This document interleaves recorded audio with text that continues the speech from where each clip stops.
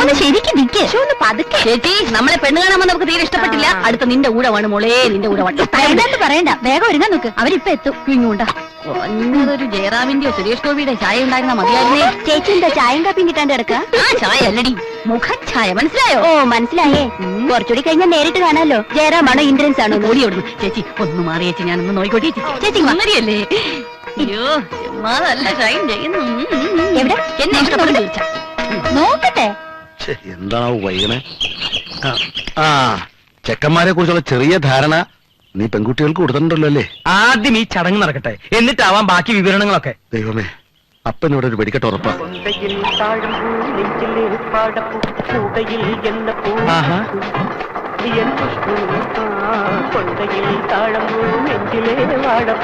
അയ്യേ, ഇതാര് കുട്ടിച്ചാത്തനോ?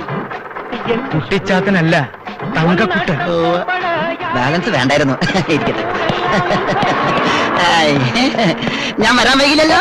ഏയ് വൈകിട്ടൊന്നുമില്ല, അകത്തേക്ക് വരും. ഓക്കെ, കീടനാശിനി നിന്റെ കാര്യം കണ്ടറിയണം. നമ്മുടെ പാചകത്തിനെ കണ്ടില്ലല്ലോ. നീ കല്യാണ സ്ഥലത്തേക്ക് വിട്ടോ, ഞാൻ പുറകെ വന്നാക്കാം. ശരി.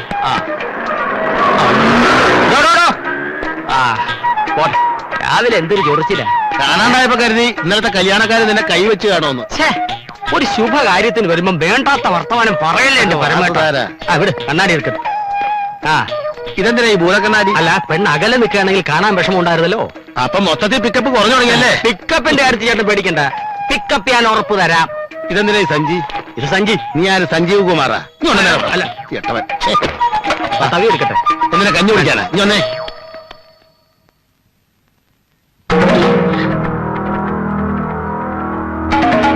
ഇനിയിപ്പൊ എന്താ? ഇതുവരെ റെഡിയായില്ലേ? ഇതങ്ങോട്ട് വേണ്ടി കൊടുക്കും.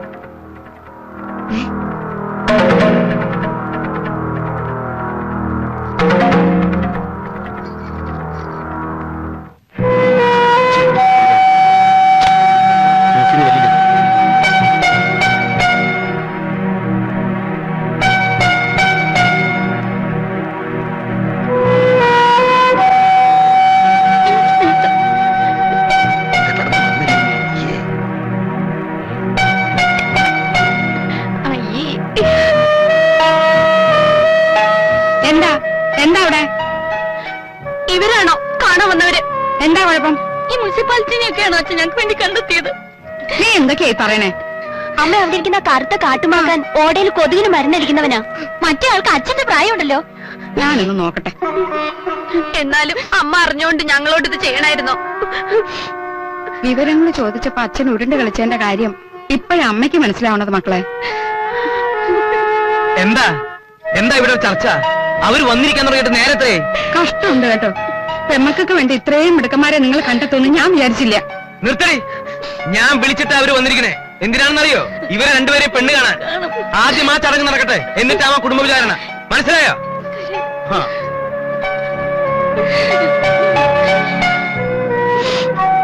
ചെല്ലു മക്കളെ, വന്നവരാരായാലും ആക്ഷേപിച്ചു വിടണ്ട.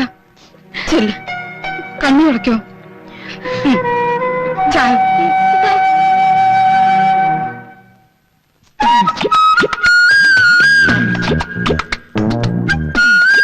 ഈ കാപ്പി കുടിച്ചിട്ടുടനെ സ്ഥലം വിട്ടോണേ. നീ പരിസരത്ത് കൊണ്ട കാല് വലിയ ഒടിക്കുന്നു.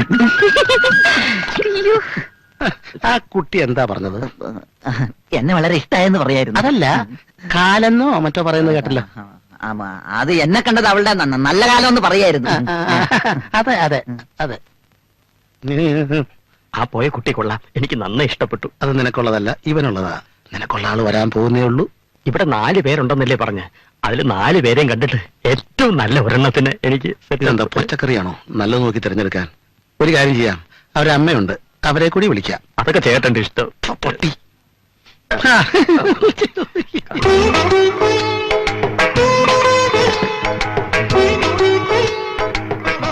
ഇതാണോ എന്റെ ആള്? ഇഷ്ടായോ? ഇഷ്ടായി. ഒരു കുറ്റവും പറയാനില്ല. എന്താ പറഞ്ഞത്? വളരെ ഇഷ്ടായി. ലഡുവിന്റെ കാര്യമാണോ പറഞ്ഞത്? അല്ല, കുട്ടിയുടെ കാര്യ. തനിക്കോ? ഞാൻ ഈ ഗേറ്റ് കിടന്ന് വന്നപ്പോഴേ ഓക്കെ. എന്നാൽ ഇനി കാര്യങ്ങൾ താമസിപ്പിക്കണ്ട, ഉറപ്പിക്കുക.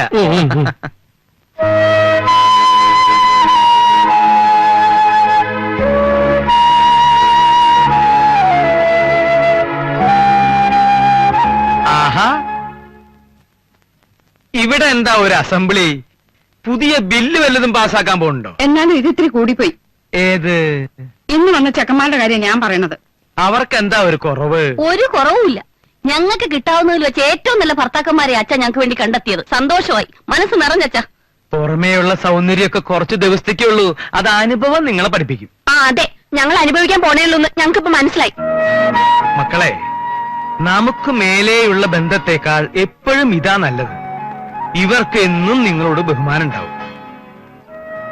നിങ്ങളുടെ അച്ഛൻ ജീവിതം തുടങ്ങിയതും വളരെ താഴേന്ന. നിങ്ങളുടെ അമ്മയെ ഞാൻ വിവാഹം കഴിക്കുമ്പോ ഞാൻ ഒന്നുമല്ലായിരുന്നു. അത് അന്നത്തെ കാലം. അതുപോലെയാണോ ഇപ്പൊ? ഒന്നുമില്ലെങ്കിലും നമ്മൾ നമ്മുടെ പിള്ളേരെ പഠിപ്പിച്ചില്ലേ? പഠിപ്പിച്ചു, ഇത്തിരി കൂടുതലും പഠിപ്പിച്ചു. അതാണ് ഞാൻ ചെയ്ത തെറ്റ്. ഇല്ലെങ്കിൽ ഇവരാരും എന്റെ മുഖത്ത് നോക്കി സംസാരിക്കില്ലായിരുന്നു. ഞങ്ങൾ എന്ത് സംസാരിച്ചെന്ന് അച്ഛൻ പറയണേ? അല്പം വിദ്യാഭ്യാസവും നല്ലൊരു ജോലിയുള്ള ഒരാള് വേണമെന്നല്ലേ ഞങ്ങൾ പറഞ്ഞുള്ളൂ. അത് അത്രയ്ക്ക് വലിയ തെറ്റാണോ? എന്നും അച്ഛനെ അനുസരിക്കണമെന്ന് ആഗ്രഹം ഉള്ളത് കൊണ്ടാ അവര് കരഞ്ഞു പറയണേ.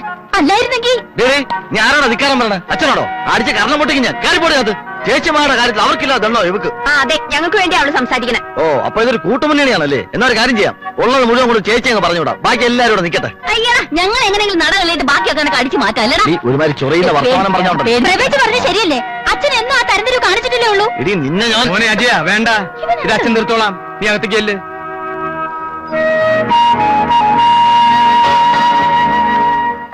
ഇനി ആർക്കെങ്കിലും എന്തെങ്കിലും പറയാനുണ്ടോ? എന്നാ കേട്ടോ, ഞാൻ അവർക്ക് വാക്കു കൊടുത്തു. ഈ കല്യാണം നടക്കും, ഞാൻ നടത്തും.